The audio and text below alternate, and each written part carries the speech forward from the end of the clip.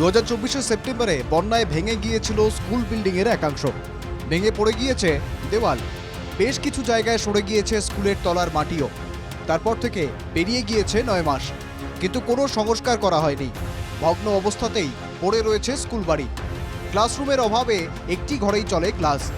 ওই ঘরেই বসে কাজ করেন স্কুলের প্রধান শিক্ষক। শিক্ষকদের অভিযোগ, ঊর্ধ্বতন কর্তৃপক্ষের কাছে বিষয়টি বারবার জানিয়েও কোনো সুরাহা হয়নি। ডেটিং করিয়ে আমরা জেলা পরিষদে জমা দিই, আমার এসআই অফিসে জানাই, বিডিও অফিসে আমরা একটা কপি দিই এবং ইঞ্জিনিয়ার সাহেব যেখানে যা দেওয়ার দরকার উনি ওনার দেন। এখনও পর্যন্ত এর কোনো সুরাহা হচ্ছে না। মানে এই রুমেতেই ক্লাস চলছে, আবার হেড স্যার ওনার কাজও করছেন, অফিসিয়াল কাজ। এটা একটা সমস্যার ব্যাপার। ঝুঁকিপূর্ণ অবস্থায় থাকা এই স্কুলে পড়ুয়াদের পাঠাতেও ভয় পাচ্ছেন অভিভাবকরা।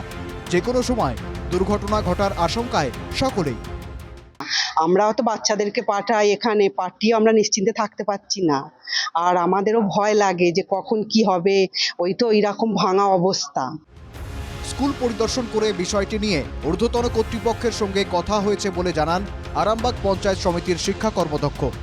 শীঘ্রই স্কুল পুনর্নির্মাণের কাজ শুরু হবে বলেও আশ্বাস দেন তিনি।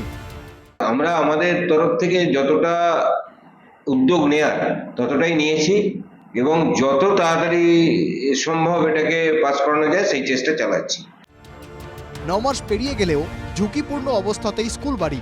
পড়ুয়াদের সুরক্ষার কথা ভেবে শীঘ্রই স্কুল সংস্কারের দাবি শিক্ষক থেকে অভিভাবক সকলের। আরামবাগ থেকে তুহিন পাত্রের রিপোর্ট, NK টিভি বাংলা।